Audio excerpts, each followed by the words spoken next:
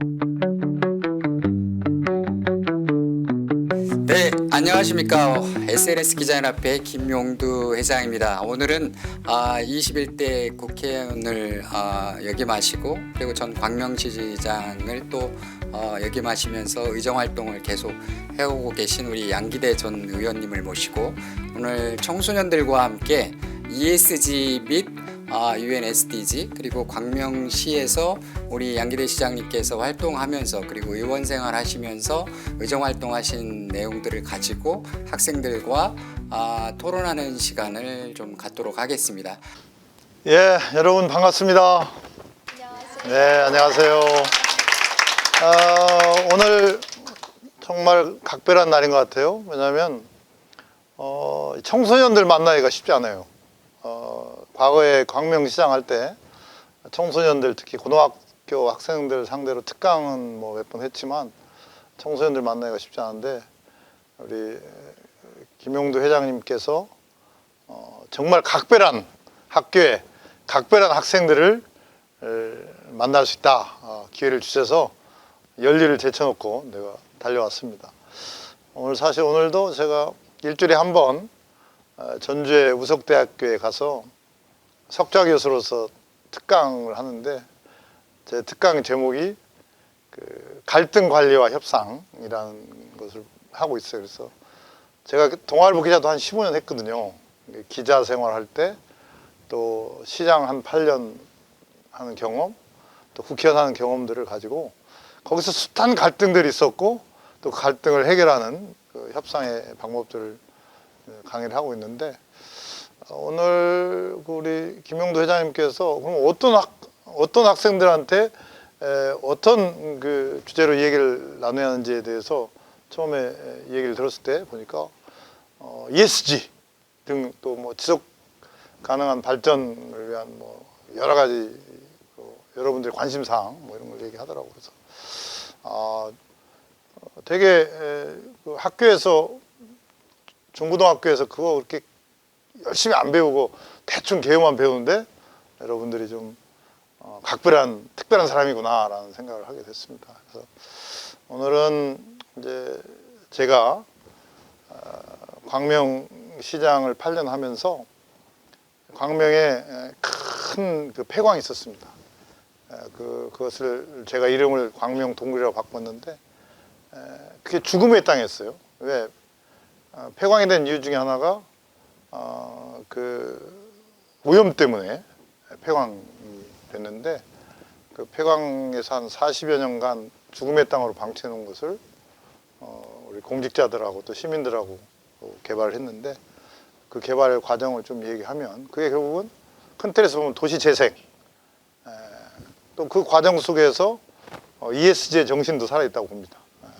환경 양기대가 그 동굴을 개발하지 않았으면 지금도 그 일대에는 죽음의 땅으로 오염된 죽음의 땅으로 있을 수밖에 없는 상황. 그래서 그런 과정을 좀 얘기하고 근데 그러면 돈이 있느냐? 돈이 없어서 예산을 조달하는 과정.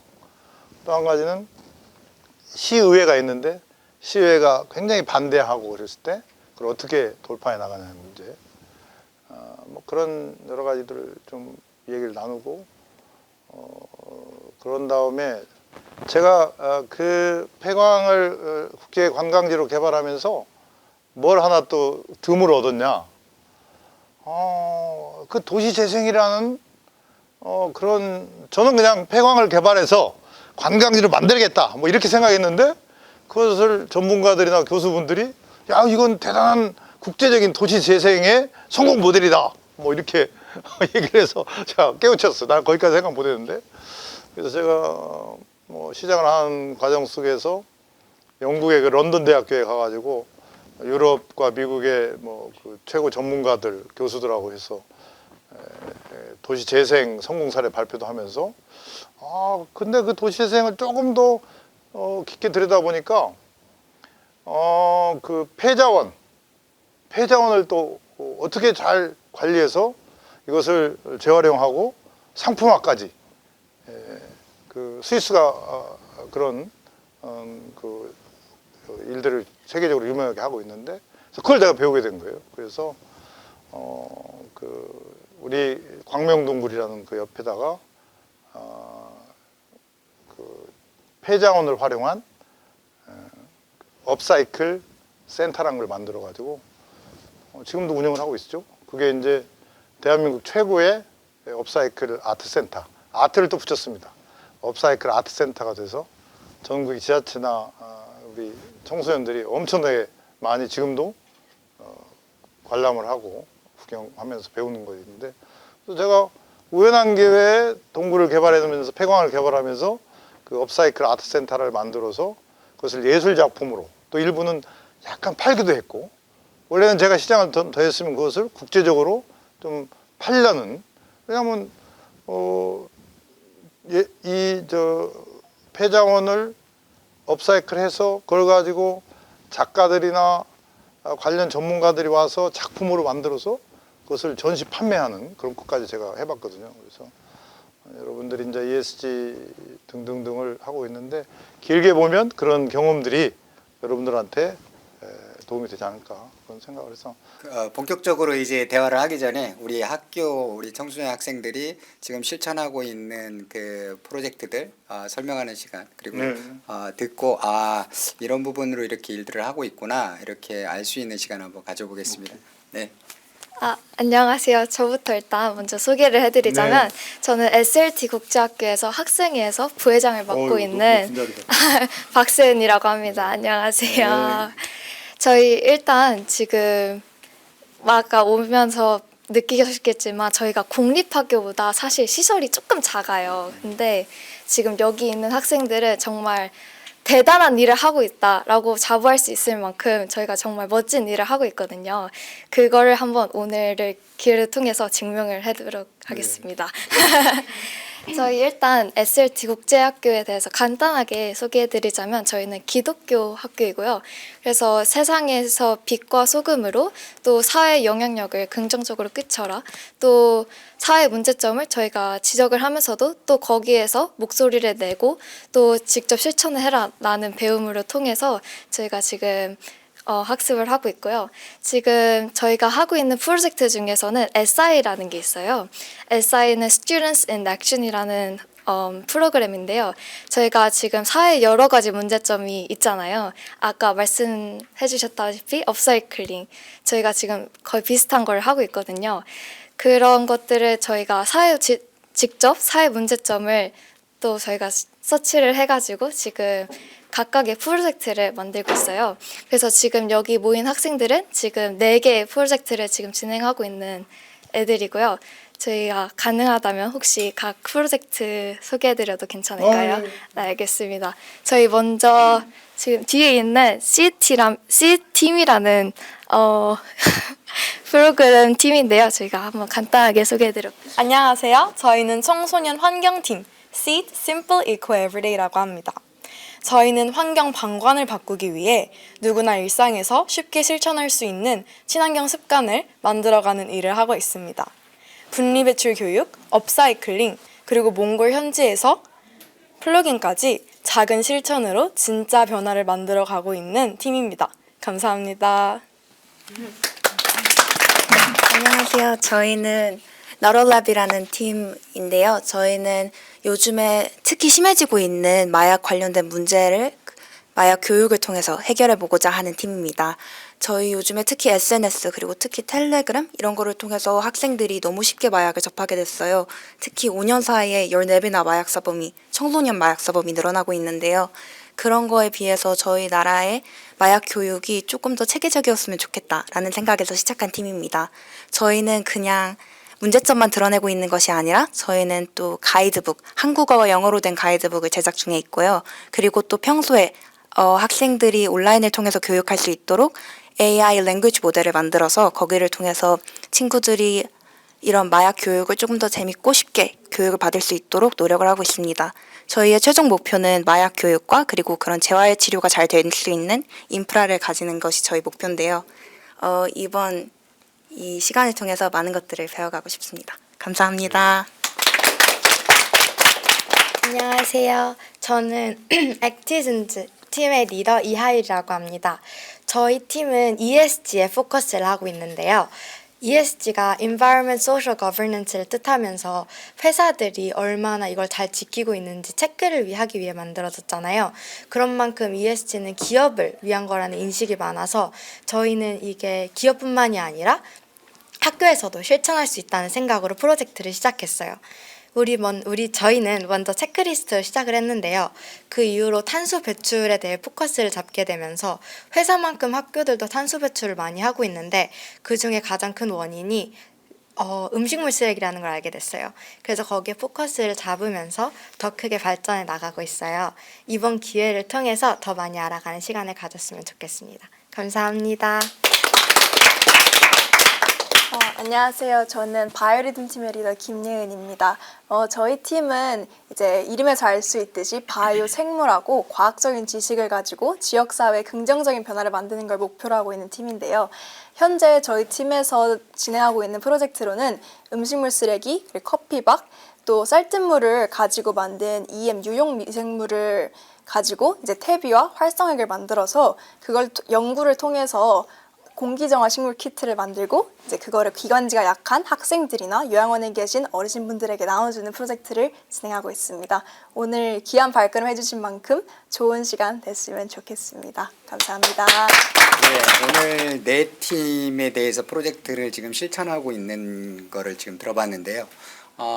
우리가 어떻게 하면 그냥 순간적으로 그냥 이루어지는 프로젝트가 아니라 우리가 실생활에서 늘 생각하고 실천할 수 있는 프로젝트를 어떻게 할 수 있을까. 그래서 우리가 습관적으로 우리 사회에 올바른 리더가 되기 위해서, 그리고 많은 주변의 사람들에게 선한 영향력을 끼치기 위해서 우리는 어떻게 고민하고 실천해야 될까. 이 부분에 관련해서 프로젝트를 진행하고 있기 때문에 이게 참으로 의미가 있지 않나라는 생각이 들고, 또 이번 오늘 이 양기대 우리 전 시장님을 통해서 우리가 하나의 시를 운영하면서 시민 사회에 있어서 갖가지의 문제가 있고, 또 아까 말씀하신 것처럼 어떤 목표를 세웠는데 그것을 반대하는 사람들이 있고, 또 예산을 확보하는 문제가 있고, 그리고 그걸 또 실행하는 과정 가운데에서 각종 문제점들이 생기게 되는데, 그때마다 그러면 어떤 생각을 가지고 어떤 용기를 가지고 이거를 추진해야 하느냐. 그리고 또한 이 지방의 광명시지만 중앙정부와도 어떤 소통들을 통해서 연대를 맺어서, 그리고 시민들에게는 어떻게 또 설득하고 성과가 나기까지 어떤 절차를 통해서 또 추진해야 하느냐. 이런 여러 가지 어떤 부분들을 오늘 좀 들어가면서 우리도 앞으로 어떤 일들을 추진해 갈 때 어려움을 겪을 때마다 우리는 어떻게 이겨내야 할까, 그리고 어떻게 그런 방법을 찾아야 할까, 그리고 같은 고민을 할 수 있는 사람들을 또 어떻게 찾아서 같이 연대해서 그 어려움들을 넘어서야 될까, 이런 계기점을 가질 수 있는 시간이 되면 좋겠다라는 생각이 듭니다. 먼저 우리 양기대 의원님께서 오늘 먼저 광명시 8년 동안 광명시에서 시행정을 하시면서 추진한 사업들 가운데 지금 광명 동굴에 관련된 그런 내용을 들으면서 지금 세부적으로 그냥 관광지로만 그냥 사람들이 오게 하려고 그냥 예산을 만들어서 한 거야가 아닌 그 효과를 통해서 그 뒤에 이면에 있는 얘기들을 들어보면서 오늘 그 뒤까지, 그리고 또 의원 생활 하시면서 겪는 여러 가지 애로점들을 같이 소통하면서 답을 찾는 시간 한번 갖도록 하겠습니다. 사실 이제 여러분들은 제가 아까 교장 선생님한테 말씀 들어보니까 글로벌 리더가 될 수 있는 분들, 또 대한민국의 앞으로 미래 리더가 될 수 있는 분들이기 때문에 이 얘기는 좀 먼저 시작을 하고 해야겠어요. 뭐냐면 저도 이 광명 동굴을 개발하면서 숱한 그 어려움도 있었고 좌절도 맛보고 뭐 그런 상황이 있었어요. 그러니까 사람은 늘 보면 잘 나갈 때는 뭐 그냥 잘 나가지만 어려움에 처할 때 이때 그것을 자기가 어떻게 극복해 나가느냐. 그 리더라는 게 그냥 매일 이렇게 잘 나갈 수는 없거든요. 그래서 여러분들이 앞으로 많은 이제 공부도 하고 또 사회에 진출해서 뭐 여러 가지 일들을 할 때 어려움이 있어도 그것을 극복해가는 그런 용기, 또 의지, 이런 게 중요하다는 말씀 드리고,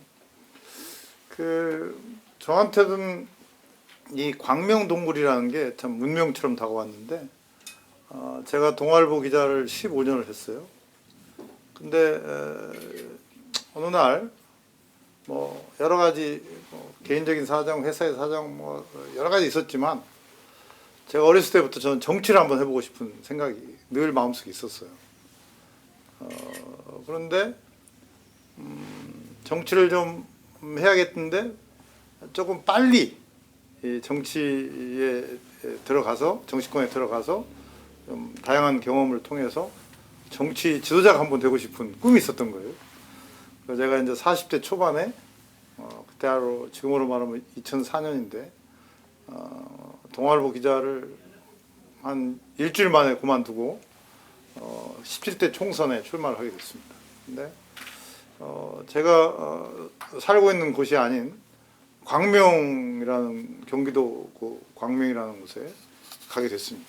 그리고 2달 반 전에 가서 이제 저의 상대는 그때 상대 당에서 가장 여성으로서는 최고의 정치 지도자라고 불리는 분이 제 상대였어요.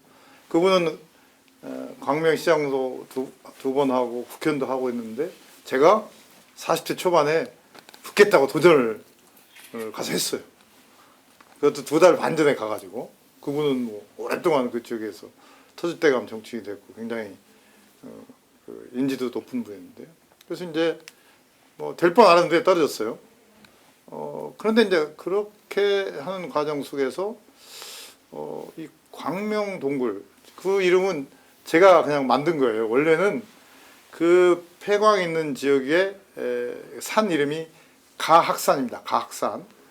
그래서 가학 폐광산이라고 우리 광명 사람들은 불려왔더라고요. 보니까. 근데 제가 아까 2달 반 전에 그 광명에 국회의원 출마하러 갔는데 사람들이 저한테 그러는 거예요. 가학 폐광산을 동굴 테마파크로 개발하겠다는 선거 공약을 하라는 거예요. 그럼 제가 그랬죠. 나 가보지도 않고 어디 있는지도 모르는데 어떻게 그걸 공약을 하냐. 아무리 빌공짜 공약을 한다 하더라도. 그러니까 뭐 뒤에서 수근수근 하더라고. 아이고 아직 정치 때가 안 묻어서 세상을 좀 모른다고. 근데 이제 그때는 안 했어요. 넘어갔어요. 이제 선거에 떨어졌어요. 또 4년 열심히 돌아다녔어요. 죽기 살기로. 2008년에 또 그 상대하고 또 이제 국회의원 선거를 또 하게 됐어요. 그때는 또 가학 폐광산을 동굴 테마파크로 개발하는 공약을 또 넣으라고 하더라고. 그래서 그때는 이제 또 이제 4년간 정치판에 물을 먹기 때문에 이제 고민이 되는 거예요. 그래서 어떻게 하다가 에라 모르겠다. 또 떨어지는 것보다 낫지 않나 해서 이제 초심을 버리고 그것을 이제 공약으로 놓습니다. 또 떨어졌어요. 물론 4년에 2번 떨어진 거예요. 남들 국회의원 2번 떨어지면 8년에 떨어지는데 4년에 2번 떨어졌기 때문에 저는 숙성으로 배운 거예요. 그런데 2번이나 떨어지니까 주변에서 야, 너 또 그 여성 정치인하고 3번째 또 붙는다는 것은 그때 또 된다는 보장도 없고 네 인생이 너무 아깝지 않느냐 젊음이. 그러니 광명시장 기초단체장을 해서 아직 나이가 40대 중반밖에 안 됐으니까 이게 성과도 내고 또 좋은 경험도 하고 그러다 보면 나중에 또 국회의원에 나갈 기회가 있지 않겠느냐. 그래서 뭐 숱한 고민 끝에 이제 2010년에 이제 그 광명시장에 출마하게 됐어요. 그리고 그때도 공약을 가학 폐광산 동굴 테마파크 개발로 또 공약을 했습니다. 그래서 시장은 무난히 됐어요. 근데 2010년 7월에 시장에 딱 이제 취임을 했는데 그 폐광산, 가학 폐광산, 근데 가보고 싶은 막 생각이 드는 거예요. 그래서 이제 취임하고 다음 달에 제가 7월에 취임을 했는데 8월에 그 폐광산에 한번 가봤습니다. 그랬더니 그 폐광산은 총 갱도의 길이가 7.8km예요. 엄청나게 큰 거죠. 일제시대부터 금을 캤던 광산이었고, 뭐 여러분 잘 뭐 이해할지 모르지만 그 일제시대 때 그 금을 캐서 다 일본으로 수출하고 또 해방 이후에는 금, 은, 동, 아연을 캤던 시흥광산이라고 불렸던 굉장히 큰 광산이었습니다. 그런데 왜 폐광이 됐느냐? 1972년에 이 수도권에 서울과 이 근교에 큰 홍수가 났답니다. 근데 그 광산, 그때는 광산이었죠. 광산에 되게 앞에 보면 막 그 광석을 캐고 그 찌꺼기, 그 광미라고 합니다. 찌꺼기, 뭐 큰 광석이 있으면 찌꺼기도 있고, 그다음에 다이너마이트로 막 캐다 보면 거기 이제 좀 그 찌꺼기들이 남아 있는데 그것을 광산 앞에다가 산더미처럼 쌓아놓고 이제 이렇게 반출을 하고 그러는데 그 대홍수가 나면서 그 산더미처럼 쌓여있던 그 오염된 그 광석 찌꺼기 광미가 그 앞에 마을로 다 휩쓸려 간 거예요. 그래서 그 마을이 다 오염된 거예요. 그러니까 이제 오염에 따른 그 보상 문제하고 그 다음에 오염됐기 때문에 이제 더 이상 광산을 할 수 없다는 이제 정부의 판단이 있어가지고 폐광이 돼버린 거예요. 개인 소유, 개인 회사 소유인데 그래서 그냥 1970년에 폐광이 돼버렸습니다. 그런데 1년 후에 어느 광산 개발업자가 아니 저 폐광산 저게 광석이 없어서 폐광된 게 아니라 오염됐기 때문에 폐광됐기 때문에 자기는 다시 광산을 하고 싶다 해서 그것을 그때 돈 뭐 다 합쳐서 한 2천만 원으로 그 광산을 샀어요. 그래서 이제 광석을 캘라고 허가를 광명시청에 내달라고 하니까 거기서 거절을 한 거예요.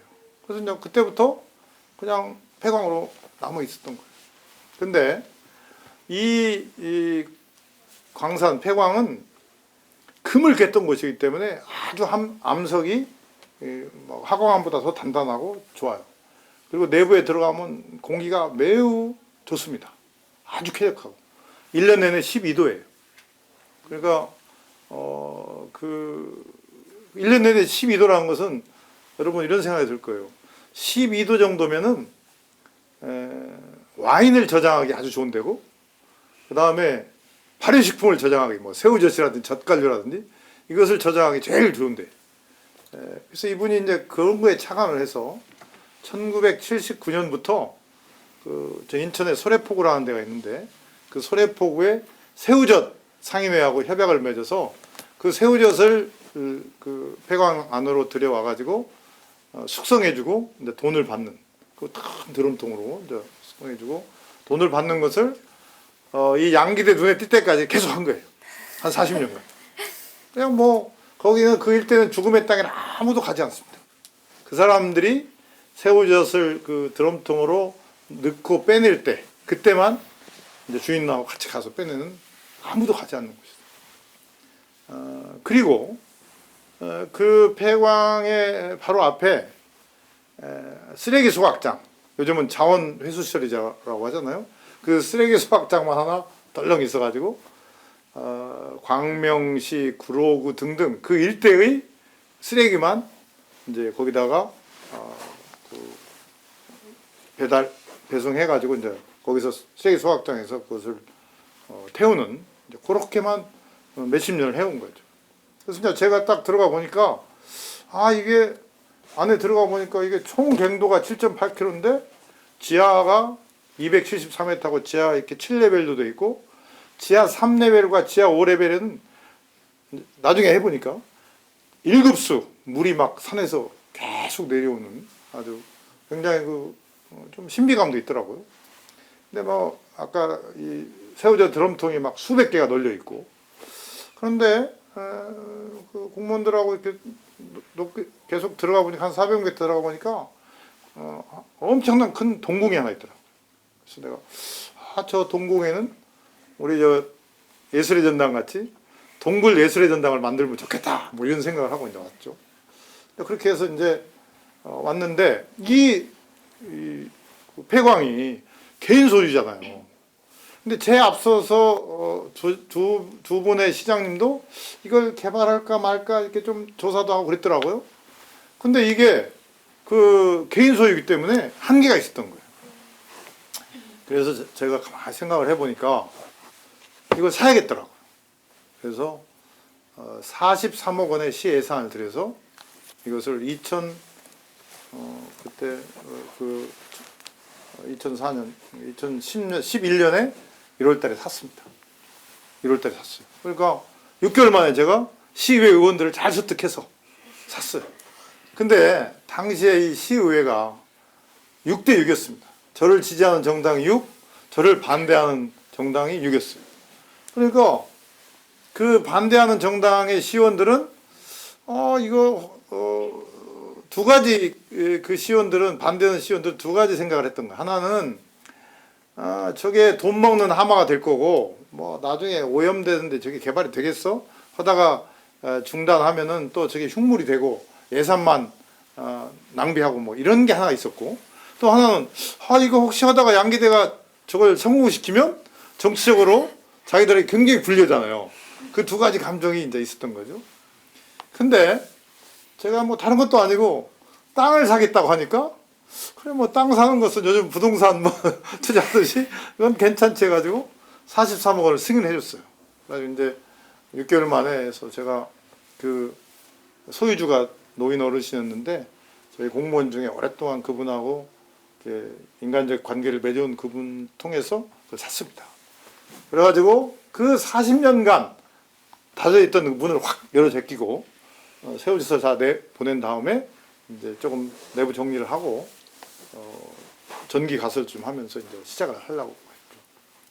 그런데 제가 우리 그때 광명시 공무원이 한 1,300명 정도 됩니다. 전부 한번 그 광명 동굴에 들어가서 구경 한번 하고 아이디어 있으면 내봐라. 그랬어요.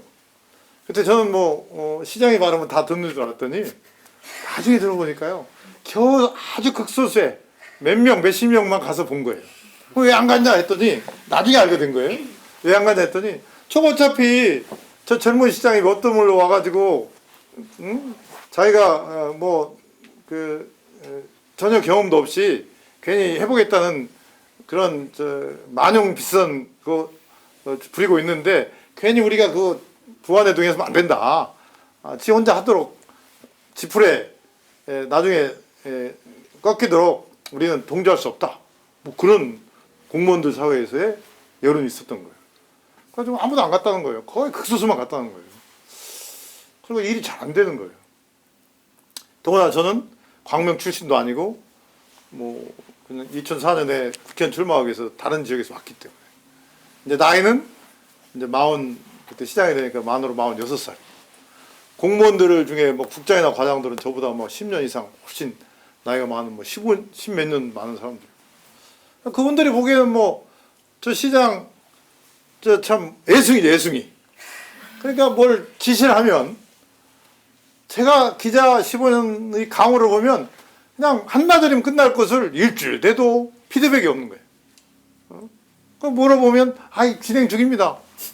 또 물어보면 챙겨보겠습니다. 국장이라는 사람이. 그 정도로 굉장히 이제 공무원 사회에 영이 안 쓰는 거죠.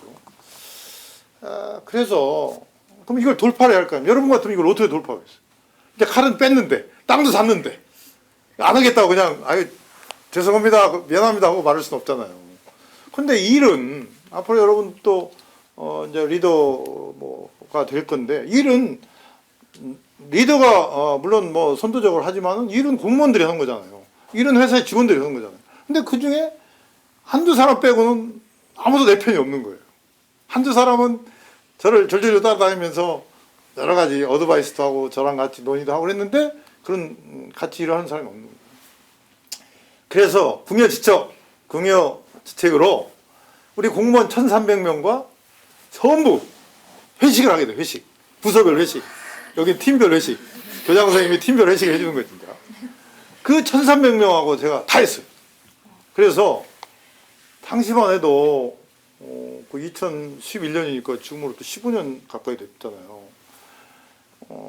사람들이 우선은 자기들이 공무원 5년, 10년, 20년, 30, 25년, 30년 한 사람 중에 시장하고 이렇게 집단적으로 회식하는 경우가 많지 않아요.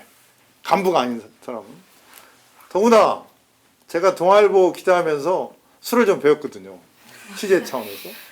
그래가지고 그 1,300명의 그 공무원들하고 특별한 경우 아니면 다 소주하고 맥주를 사는 저희 소폭이라고 하죠. 그래가지고 1대1로 러브샷을 한 거예요. 요즘같이 저보다 하면 제가 잘렸겠죠. 여론이 안 좋아. 근데 그때는 이제 아무튼 그렇게 이제 시작을 한 거예요. 그랬더니 그걸 끝나고 나서 이제 한두 달 지나니까 저한테 동조하는 사람이 조금씩 생기는 거예요. 조금씩 그 시장님 그거 괜찮은데요? 한번 같이 해보시죠. 뭐 이렇게 뭐 그런 사람도 생기고 또 이렇게 가면서 좀 미소도 띄우는 사람도 있고 그렇게 해서 이제 조금씩 일을 하는데 이렇게 하다 보니까 한 5% 정도 공무원 전체 5% 정도가 저한테 이렇게 좀 지지하는 그 일을 하고 싶어하는 그런 사람이 생기더라고요. 그래서 이제 그분들과 함께 이제 일을 시작했습니다. 그래서 이제 첫째는 이제 벤치마킹도 다니고 국내외 벤치마크 국내부터 다니고 두 번째 기획도 좀 하고. 근데 여전히 메인스트림 뭐 관련 국장이나 과장, 팀장들 좀 높은 사람들은 냉수적인 분위기 속에서 저 시장에 저 하다가 금방 그만둘 거라는 그런 생각을 갖고 있더라고요. 그리고 괜히 그만두게 되면 나중에 같이 하다가 그 나중에 징계를 먹거나 자기들이 불이익을 당할 거 그것 때문에 굉장히 주저하더라고요. 그러면 이제 그 동굴을 국제적인 관광지로 개발하기 위해서는 설계를 해야 할 거 아닙니까? 그래서 저한테 그때 딱 아이디어가 3개가 있었어요. 그야말로 아주 그냥 러프한 전혀 그냥 뭐 일반인도 다 생각할 수밖에 없는 아이디어가 3개가 있었는데 뭐냐? 하나는 아까 제가 그 큰 동공에 들어가서 이것을 예술의 전당 같이 만들어 보고 싶다. 그게 하나가 있었고 두 번째는 이게 1년 내내 12도고 굉장히 쾌적한 곳이기 때문에 여기서 발효식품 와인을 한번 숙성하고 저장해서 와인 바도 만들고 와인 레스토랑도 한번 만들어 보자. 그게 하나 있었고 또 여러분들 해외 가서 볼 때마다 뭐 큰 좋은 관광지 가보면 코끼리 열차 다니고 막 관광열차 다니잖아요. 그야말로 이 3가지를 내가 이제 뭐 외국에 다니고 보고 뭐 취재하러 다니다 보니까 이 3가지 정도는 해야겠다고 마음은 먹었지만 그래도 이 큰 그 폐광을 개발을 하면 설계를 해야 할 거 아닙니까? 그래서 미국에 좀 유명하다는 설계 회사에 공무원, 국장 하나, 과장 하나, 팀장 데리고 미국까지 갔어요. 근데 이분들은 여전히 부정적이에요. 옛날에 전임시장 때 그냥 그 형식적으로 한 보고서 용역이 하나 있는데 그걸로 가름하면 되지 왜 돈을 들여서 몇 억씩 들여서 그때 한 6억 정도 예산이 필요하더라고. 그걸 하느냐 해가지고 제가 그냥 미국에 가는 비행기 안에서 미국에서 밥 먹은 식당에서 온갖 데 다니면서 이 관광지 다니면서도 계속 그분들을 설득했는데 결국은 노했습니다. 그분들이. 지금 같았으면 좀 강압적으로 했을 텐데 그때는 또 그런 기술도 없었고 그래서 결국은 설계를 못했습니다. 설계를 못했어요. 참 어떻게 보면 근데 나중에 제가 생각한 건데 그 설계를 못했기 때문에 우리가 주먹구구식이지만 우리의 창의력과 아이디어 그 다음에 좋은 전문가들의 도움을 받아서 조금씩 하게 됐습니다. 그래서 우리가 이제 첫 목표는 그 아까 동굴 예술의 전당 만들려고 하는 게 입구에서부터 한 400m인데 거기를 한번 개발하자. 그래서 이제 거기를 개발해서 어떻게 개발했냐? 거기에다가 300석 규모의 좌석을 만들었습니다. 동굴 안에. 그리고 무대도 만들고. 나중에 일이지만 2013년에 이걸 제가 여름에 오픈을 하니까 그때 엄청 더웠어요. 지금도 덥지만 MBC, KBS, SBS 등이 동굴 입구에 딱 놓고 밤 9시 뉴스에 8시, 9시 뉴스에 우리가 공연을 하니까 생중계를 생방송할 정도로 큰 호응을 받았어요. 그리고 중국의 CCTV 등등도 와서 막 촬영을 하고 그건 성공했습니다. 거기서 뭐 온갖 예술, 문화 공연 또 하다못해 패션쇼도 하고 뭐 굉장한 정부의 지자체들이 와서 자기들 좋은 뭐 행사도 하고 뭐 그렇게 했는데 이제 거기까지 시작을 했는데 근데 이제 여러분의 주제 중에 하나인 그 오염 문제에 대해서 자 제가 이걸 개발하려고 하는데 이게 가학산이라는 산인데 그게 그린벨트입니다. 그 그린벨트 안에서 그 폐광이 있는 거예요. 근데 그 그린벨트 안에 폐광이기 때문에 그걸 개발하기 위해서는 국토부의 승인을 받아야 돼요. 그린벨트 안에서의 행위를 하기 때문에. 그래서 이제 그린벨트 국토부의 중앙도시계획위원회라는 곳에 제가 가서 이제 막 설명도 하고 읍소도 하고 막 설득도 하고 그랬는데 그분들 중에 한 두세 분이 무슨 소리냐? 그렇게 오염되어 있는 폐광, 오염되어 있는 곳을 어떻게 관광지로 만드느냐? 미친 거 아니야? 이 소리는 안 했어요. 그러나 뉘앙스가 미친 거 아니야? 라는 거예요. 안 된다는 거예요. 그래서 제가 이제 그 반대하는 위원들, 국토부의 도시계획위원회 위원들을 광명 그 동굴 폐광으로 이렇게 모셔와서 막 현장도 보여주고 우리가 잘 치유를 하겠다 막 했는데 굉장히 부정적인 반응을 보이다가 그 도시계획위원회의 위원장이 한양대 그때 교수분이었었는데 나이 좀 많으신 원로 교수였는데 그분이 저를 좀 예쁘게 본 거예요. 제 나름대로 열정, 최선을 다하는 모습에 그분이 좀 공감을 해서 조건부로 오염을 치유하는 조건으로 개발을 할 수 있도록 허가를 내준 거예요. 그래서 이제 그 오염을 왜 40년 동안 한 5년 동안 그냥 완전 방치된 오염으로 방치된 그 죽음의 장소잖아요. 그래서 그것을 오염을 치유하기 위해서 온갖 전문가들 모든 전문가들 다 데려와서 계획을 세워가지고 오염을 치유하면서 한편으로 개발을 시작한 거죠. 자, 이제 근데 이제 이게 조금씩 진행이 되니까 또 시의회 의원들이 이거 봐라. 처음엔 하다가 금방 중단할 줄 알았는데 계속 1년, 2년, 3년 나가니까 다시 제동을 걸기 시작한 거예요. 그래서 이 동굴에 동자만 들어간 예산은 저는 삭감. 예산이 있어야 뭐 정비도 하고 계획도 세우고 뭐 또 만들고 그럴 거 아닙니까? 근데 시의회에서 동굴에 동자만 들어간 예산은 아까 6대 2였기 때문에 반대당 의원들이 다 삭감을 한 거예요. 참 그래서 이제 제가 그 반대당 시의원들을 밤만 되면 1대1로 불러가지고 밥도 사고 술도 사주면서 살게 설득 많이 했어요. 그러면 그렇게 1대1로 할 때는 그래 해줄게. 그 예산 통과시켜줄게 하다가 시의회 본회의장에 딱 올라가 보면 이제 이 찬성표를 드려야 할 거 아닙니까? 자기를 이렇게 보면 자기 편들이 다 반대하는 것 같으니까 손을 들으려다 딱 내리는 거예요.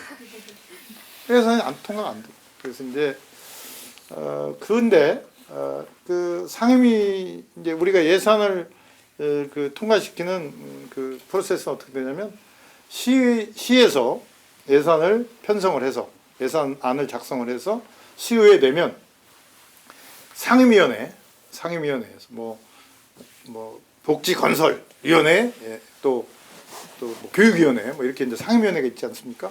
그 상임위원회에서 통과가 되면 예산결산위원회라는 그 위원회를 또 구성을 합니다. 거기서 예산에 대해서 다시 한번 종합적으로 검토도 하고 또 액수 같은 거, 항목 같은 거 조정을 합니다. 그러니까 상임위에서 6대6이기 때문에 다 반대가 되는 거예요. 근데 이 예결위를 구성할 때 예결위가 5명으로 구성해요. 총 12명 중에 5명으로 구성이 되는데 어떨 때는 저를 지지하는 정당이 3명 될 때가 있고 반대당이 2명 될 때가 딱 있어요. 이렇게 로테이션을 하다 보면 그때 저를 지지하는 정당이 3명이 될 때 가서 삭감된 예산을 싹 다 올리는 거예요. 그래서 통과를 대해서 이제 또 몇십억 해가지고 조금씩 하고 그런 상황이 지속이 됐으니까 얼마나 지지분이 났겠어요. 그러면서도 이제 계속 계획은 세워가고 국내에 벤치마킹은 하고 전문가들과의 그런 그 미팅을 하면서 한편으로는 또 오염을 취해가고 그랬는데 여기서 이제 또 귀인이 나타납니다. 귀인. 저를 도와주는 귀인이 나타나요. 당시에 경기도 도지사가 제가 이 광명동굴 이 폐광을 개발하는 걸 매우 가상하게 매우 좋게 생각한 거예요. 그래가지고 도지사가 특별히 그 시장 군수한테 줄 수 있는 돈이 있습니다. 그런 예산이 있어요. 그것을 저한테 무려 5억, 10억씩 80억 원을 지원을 해준 거예요. 저하고 정당도 다른데. 그러니까 그 80억을 정잣돈을 해서 이제 막 진도가 나갔죠. 한편으로 진도가 나왔고 또 한 가지는 저와 당이 다른 정당의 도지사가 저를 적극적으로 지원하니까 저를 반대했던 그런 시의원들이나 반대쪽 사람들이 조금 누그러지는 그런 느낌이 있었고. 근데 그래도 여전히 반대가 심했어. 어떻게 반대를 했냐? 그 시의원들이 이렇게 반대를 했습니다. 저 동굴에 들어가면 무너진다. 저 동굴은 오염됐기 들어가면 피부병 걸린다. 막 이렇게 막 공개적으로 얘기하는 거예요. 시의회에서도 하고 언론한테도 하고. 또 동네 유지들도 막 저에 대한 반대가 있었고, 또 언론도 그런 반대자들의 그 아까 말한 동굴에 들어가면 뭐 피부병 걸린다. 또 뭐 동굴 무너진다. 저거 돈 먹는 하마다. 막 이걸 계속 언론에서도 그런 그 허위 가짜 뉴스를 많이 얘기를 하는 거죠. 그래서 참 어떨 때는 힘들기도 했어요. 그런데 이제 공무원들이 탄력이 붙은 거예요. 아, 이거 한번 해보자. 자신감이 붙은 거지. 그래서 공무원들하고 많이 이제 해 나가면서 이제 아까 그 동굴 예술의 전당을 만들어서 대성공을 했고, 그 다음에 그 와인을 해야 할 거 아닙니까, 와인? 저는 저게 이제 2015년에 그동안에 2011년부터 무료로 관광객들이 쫙 왔어요. 한 해 10만, 20만, 30만. 왜냐면 무료지만 큰 시설은 없지만 시원하고, 또 KTX 방면에서 차로 5분, 10분 거리니까 가깝고, 그러니까 사람들이 많이 오는 거예요. 구경을 하고. 그러면서 저희들은 하나씩 이제 준비를 했는데, 근데 마냥 이렇게 무료로 하면은 시 예산, 시민의 혈세가 계속 그냥 나갈 수밖에 없잖아요. 그래서 제가 2015년에 이걸 유료화해야겠다 생각해서 2013년 그 동굴 예술의 전당을 오픈한 걸 계기로 해서 본격적으로 그 유료화 작업을 시작했습니다. 그래서 이제 여러 가지 콘텐츠들을 개발했어요. 그것도 돈이 예산이 부족하기 때문에 그냥 그 우리 자력으로 공무원들의 아이디어로. 그래서 그 여성 공무원 중에 팀장이 한 분 있었는데, 이게 황금을 캤던 곳이기 때문에 우리가 황금 동굴로 좀 만들자 해가지고 황금 길도 만들고 황금 폭포도 만들고 황금 궁전도 만들고 그걸 그렇게 하나씩 또 만들어가고 그러면서 조금씩 그 모양새를 갖춰갔습니다. 그래가지고 이제 더 재밌는 것은, 여러분도 나중에 이제 또 뭐 대학도 가고 사회생활 할 때 보면 앞으로 이 관광이나 이런 그 시설들은 가장 중요한 게 문화 콘텐츠를 잘 입혀야 합니다. 근데 그때 저한테 다가온 게 뭐냐면, 그때 한참 그 영화가 뭐 킹콩이나 뭐 아바타 뭐 이런 영화들이 전 세계적으로 그 인기를 얻을 때예요. 근데 그런 킹콩이나 뭐 아바타나 뭐 이런 그 영화를 제작하는데 음향을 제작했던 세계적인 기업이 뉴질랜드의 웨타 워크숍이라는 회사가 있었어요. 근데 그 회사와 제가 우연히 기회가 단 거예요. 그래가지고 제가 뉴질랜드도 가고, 그 회사에 리처드 테일러라는 그 회사 대표가 우리 동굴에 와가지고 그쪽에 문화적인 콘텐츠를 광명동굴로 이식을 했습니다. 그걸 어떻게 했냐? 41m짜리 용, 동굴하면 용 아닙니까? 용을 제작을 했어요. 제가 주문을 해서 뉴질랜드에서 제작을 해서 41m인데 얼마나 커요? 실물보다 더 크잖아요. 근데 그럼 어떻게 오냐? 이렇게 토막을 내 가지고 비행기를 공수해서 동굴 안에 이렇게 다시 붙여가지고 이렇게, 지금 광명동굴에 가시면 이 41m짜리 용이 있습니다. 응? 그래서 그리고 아까 리처드 테일러가 뭐 다양한 영화에 출연했던 소품들을 제가 또 사왔어요. 그래서 그런 관도 하나 만들고, 그다음에 이제 와인은 어떻게 했냐? 저는 그때까지는 한국 와인, 국산 와인 있는지 잘 몰랐어요. 왜냐면 그것은 뭐 저 지방에 그 그 와이너리, 한국 와이너리를 가야 우리가 알게 되지. 어디 뭐 이마트, 어디 뭐 백화점 가면 한국 와인이 없습니다. 요즘 좀 있을지 모르겠어요. 저는 뭐 당연히 칠레산, 뭐 프랑스산 그 외국 와인을 이렇게 수입해서 팔아주려고 생각했었어요. 근데 우연한 기회에 이 한국 와인을 전문으로 공부했던 전문가를 만나게 된 거예요. 그 친구 얘기를 들어보니 우리가 그러면 한국 와인을 팔아서 한국 와인을 좀 육성시켜야겠다는 생각이 브랜드 든 거예요. 그래서 그 전문가를 우리 광명시 공무원으로 임기제 공무원으로 계약직 공무원으로 채용을 했어요. 그래서 네가 전권을 가지고 대한민국의 모든 국산 와인을 광명동굴로 다 가져와라.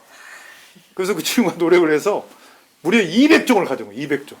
여러분 한국 와인이 200종이라는 건 상상할 수 없잖아요.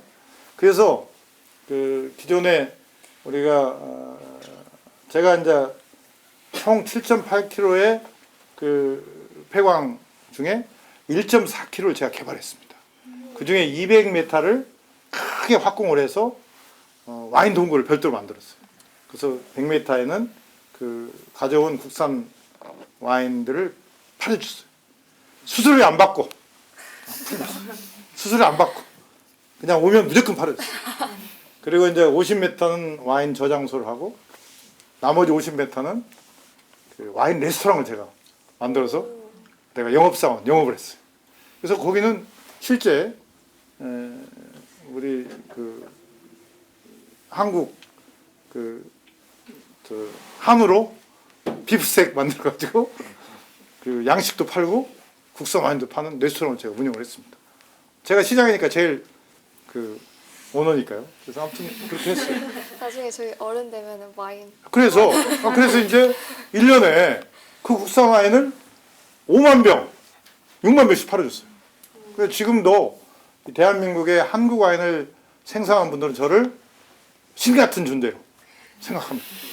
자기들은 그 대한민국 국산 와인을 수도권에 와서 한꺼번에 다 몰아서 그렇게 200종을 모아서 팔아주고 그것도 1년에 5만 병 이상을 팔았다는 것은 그분들한테는 한국 와인을 육성시키는 중요한 계기가 된 거예요. 그래서 이건 제가 두 번째 그 목표를 달성한 거잖아요. 그리고 세 번째 코끼리 열차도 운행을 했습니다.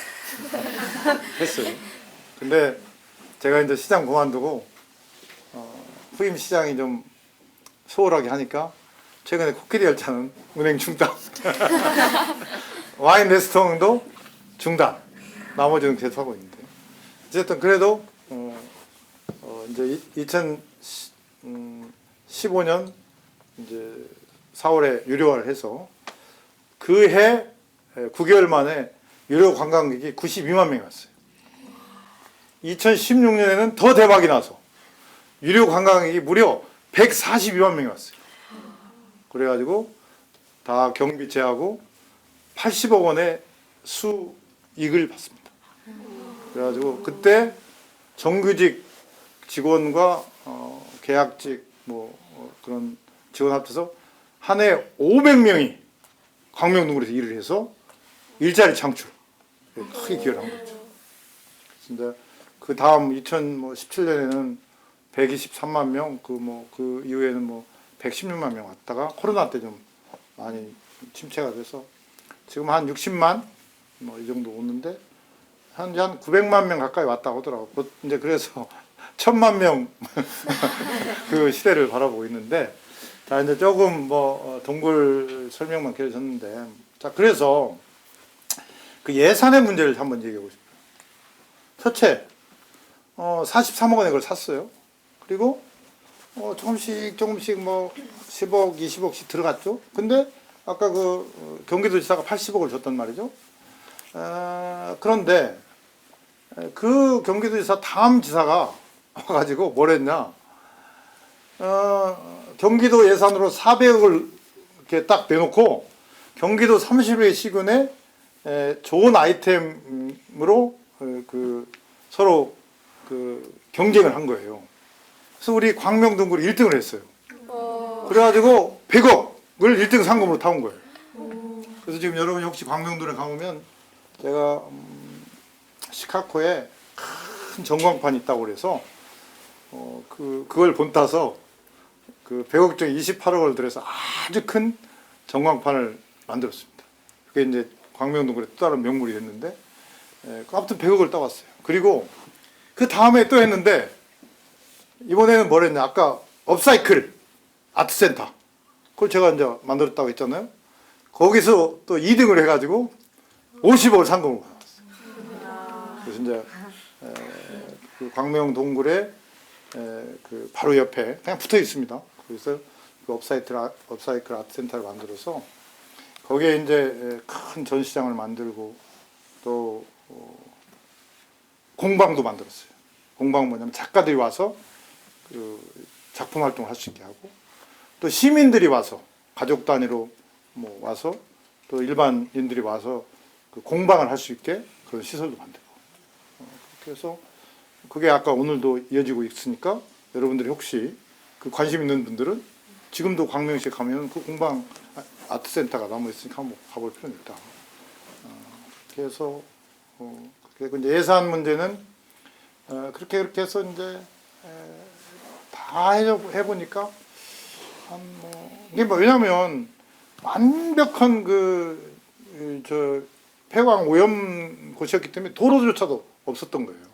그래서 그 도로부터 놓기 시작해가지고 한 700억, 800억 정도의 예산이 들어갔는데 아까 그건 근데 그 중에는 뭐 도지사한테 받은 돈도 있고 또 국비로부터 받은 돈도 있고 그렇게 해서 시 예산 들어갔는데 되게 이제 어떤 사업을 하면 좀 큰 사업을 하게 되면 국비, 국가 예산, 그다음에 광역단체, 경기도 같은 광역단체 예산, 자기 지자체 예산이 있는데 유능한 시장, 유능한 국회의원은 그런 국가 예산, 국비라든지 그 경기도 광역단체 예산을 많이 따온 사람이 유능한 그 리더입니다.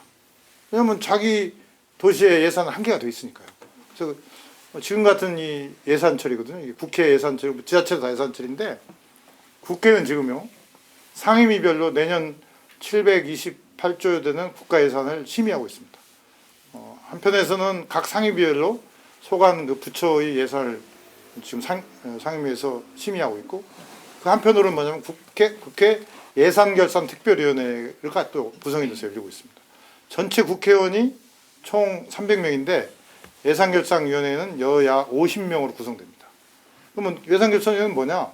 각 상임위에서 다 이제 자기들 상임위 기준으로 한 예산을 전부 다 예산결산위원회로 보내면 거기서 종합적으로 총리 또 뭐 부총리 장관 또 정부 산하 기관장들을 다 오라게 해가지고 계속 질의를 하면서 종합적으로 이것을 이제 파악을 합니다.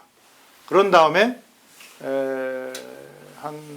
여야 한 10명 안팎으로 예결위원회 소위원회를 구성합니다. 거기서 축조 심의를 하는 거죠. 그래서 거기서 이제 예산을 줄일 것은 줄이고 또 조정할 건 조정하는. 여러분 아마 뭐 좀 아시는 분들은 그 옛날에 그 쪽지 예산이라는 게 있어요. 쪽지 예산. 쪽지 예산은 뭐냐? 정부의 실력자들, 정권의 실력자들, 각 정당의 실력자들이 그 예결위 소위가 벌어질 때 자기 지역구 민원 이런 것을 쪽지로 넣는 거예요. 그러면 그 예결위 소위위원들이 센 사람이기 때문에 뭐 몇십억 몇백억을 그 통과시켜 주는 거죠.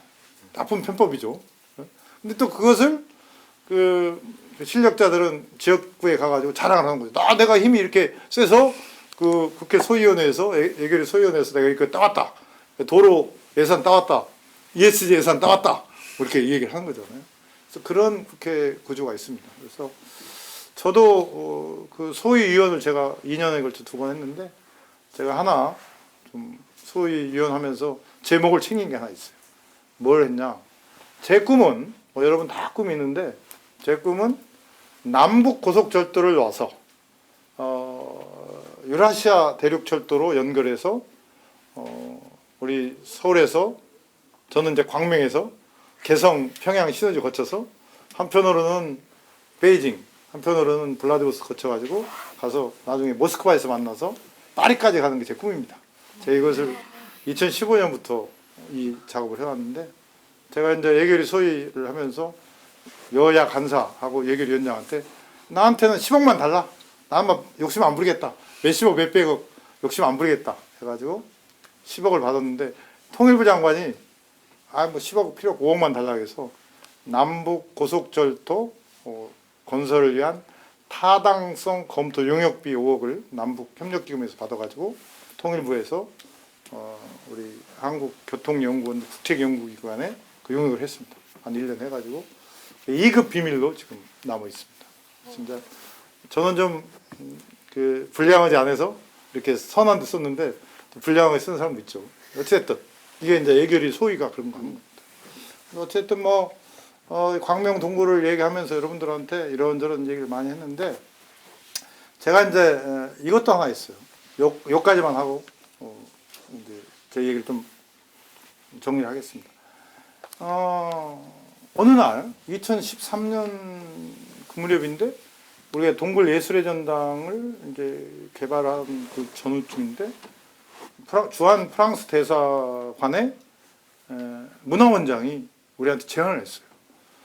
한불수교 130주년 기념으로 기념 행사로 여러분 뭐 잘 아실 거예요. 프랑스의 라스코 동굴 벽화라고 있는데 그 라스코 동굴 벽화를 프랑스가 큰 실제와 같은 모형으로 만들어서 국제 전시회를 그때 하고 다니더라고요. 그 미국의 주요 도시, 카나다의 주요 도시, 벨기에 이런데 주요 도시를 다니면서 국립박물관이나 자연사 박물관 이런 데에서 그래서 전시를 하고 다니고 있더라고요. 근데 그것을 한불수교 130주년을 기념해서 한국에서 전시를 하고 싶은데 자기들이 제주도에 있는 만장굴 등 그런 아무래도 동굴에서 해야 하잖아요. 라스코 동굴 벽화의 모형이니까 가서 했더니 그쪽은 동굴 훼손 이런 것 때문에 거부를 하더라는 거예요. 근데 그때 마침 언론에 이 광명 동굴이 좀 뜨고 있어서 주한 프랑스 문화원장이 와서 현지를 보고 우리한테 그걸 하자고 제안을 해서 그걸 시작을 했습니다. 그래서 제가 프랑스 그 라스코 동굴 벽화도 가고 프랑스에 여러 번 가서 프랑스 의회나 프랑스 정부 관계자들하고 많이 협의를 해가지고 그것을 2016년에 우리 광명에서 아시아 최초로 라스코 동굴 벽화 광명 동굴전을 열었습니다. 그래서 그러한 그 국제적 문화 행사를 해가지고 광명 동굴의 위상이 확 올라갔죠. 그때 왔던 분들이 프랑스의 우리 입양아로서 프랑스 문화부 장관을 했던 플레르 페르랭이라는 그 여성 전 장관이 그때는 와서 개막식도 참석하고 저하고도 지금도 서로 인연을 맺고 있는데 그래서 이런 아까 ESG를 포함해서 앞으로 어떤 그 우리 사회에 가장 중요한 의미 있는 일을 할 때는 문화 콘텐츠 요즘 ETX BTS 같이 그런 문화 콘텐츠를 생각해야 한다. 그래서 광명동굴의 국제적 위상을 좀 많이 높이는 계기가 됐습니다. 그런 상황에서 이제 제가 그 마지막으로 하나만 더 얘기를 하면 우리가 ESG 중에서 사회적 책임이 있잖아요. 그 얘기를 좀 한번 끝내겠습니다. 이제 그 광명동굴의 라스코 동굴 벽화전이 대성공을 이뤄가지고 방송에도 많이 나오면서 굉장히 좋은 평가를 받았는데 어느 날 제 지인이 저한테 전화가 왔어요. 야, 근데 그렇게 좋은 그 세계적인 그런 좋은 행사를 했으면 그것을 우리 그 청소년들한테 특히 도서벽지라든지 좀 소외된 그런 청소년들한테 좀 보여주면 안 되냐? 그런 제안이 저한테 누가 하더라고요.